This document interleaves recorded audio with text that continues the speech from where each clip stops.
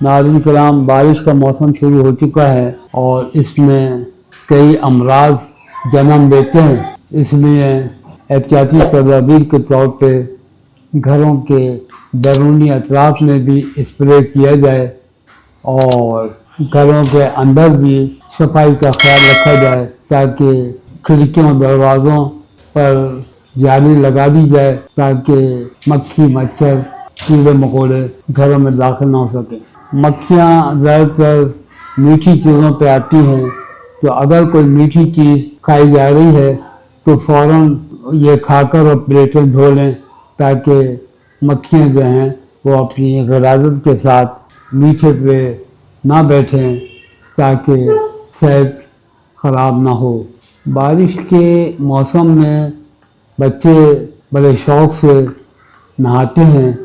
ایک بات کا خیال رکھا جائے کہ جیسے ہی نہا کے فارغ ہوں تو کپڑے تبدیل کر لیے جائیں تاکہ بھیگے ہوئے کپڑے زیادہ دیر تک بدن پر نہ ہوں، ورنہ بخار اور نزلہ زکام ہونے کا اندیشہ ہے۔ اول تو بارش میں بچوں کو باہر نکلنے سے منع کریں، لیکن بحالت مجبوری اگر کسی کو جانا ہو تو بہت احتیاط سے نکلیں اور جہاں پر کوئی تار گرا ہوا ہو تو وہاں سے اپنے آپ کو بچا کے نکلیں تاکہ آپ کی جان محفوظ رہے۔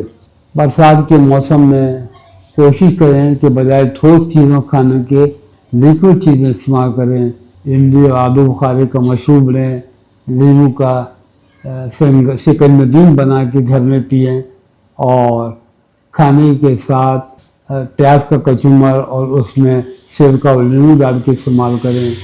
اگر خدا نخواستہ بدہضمی ہو جائے اور قے اور موشن ہونے لگے تو یہ بات یاد رکھیے کہ موشن کو جب تک بند نہ کیا جائے جب تک کہ متلی قے اور کھٹی ڈکاریں آ رہی ہیں۔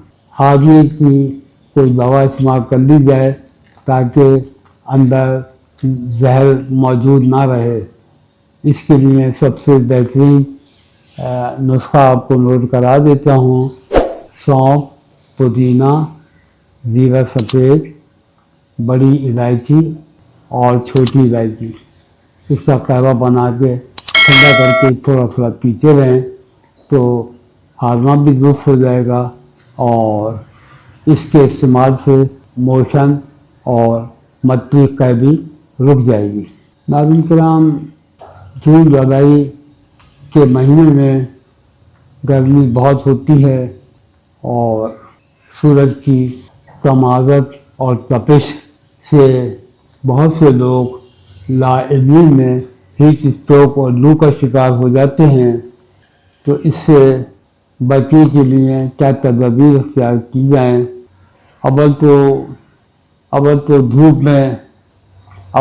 تیز دھوپ میں جانے سے احتیاط برتی جائے، اور آپ نے مشاہدہ کیا ہوگا کہ جو حجاج کرام سعودی عرب جاتے ہیں تو وہاں کی حکومت انہیں چھتریاں ہدیہ کرتی ہیں تاکہ وہ سورج کی تمازت، تپش اور لو لگنے سے محفوظ رہ سکیں۔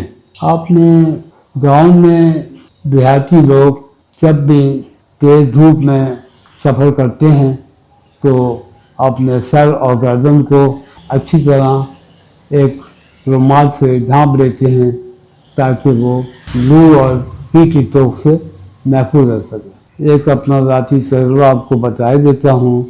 ہمارے ایک دوست جن کا بیٹا سعودی عرب میں انجینئر تھا، وہ ایک دن دھوپ میں تعمیراتی کام کروا رہا تھا تو اسے لو لگ گئی اور بخار ہو گیا اور شدت کے ساتھ چکر آنے لگے، تو ایسی حالت میں وہ جہاز میں لیٹے لیٹے پاکستان پہنچا۔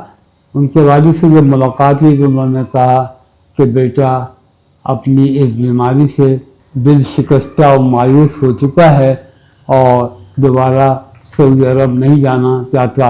اتفاق سے کیریوں کا موسم تھا، میں نے انہیں مشورہ دیا کہ بچے کو चेरियाँ काट के उबाल करके और उसका मशरूब ठंडा करके थोड़ा थोड़ा पिलाया जाए।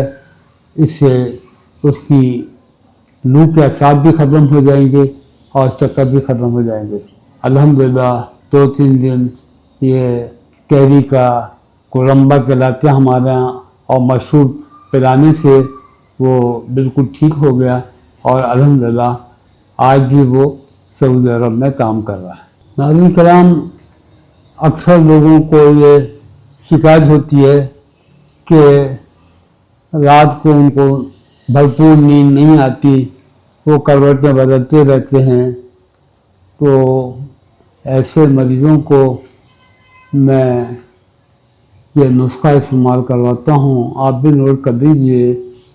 बादाम 3 से 5 अदद, मगज़ अखरोट 1 अदद और आधी चमची तुख्म खसखस, इसको सिर पर अच्छी तरीके से घिस लें और उसके बाद इसको रात को दूध में मिलाकर और रोज़ाना इसको पीला करें और कच्चा नारियल खाएं और कोई टेंशन ना लें, जहन को सुकून में रखें और नारियल का तेल रात को रोज़ाना ज़रूर लगाएं। इससे उनके दिमाग की खुश्की भी दूर हो जाएगी और नींद जो है पुरसुकून आने लगेगी। नाज़रीन कराम, इंशाअल्लाह आइंदा और मुफीद घरेलू चुटकुले और टोटकों के साथ आपकी खिदमत में हाजिर होऊंगा। जब तक इजाज़त दीजिए, अल्लाह हाफ़िज़। घराना टीवी।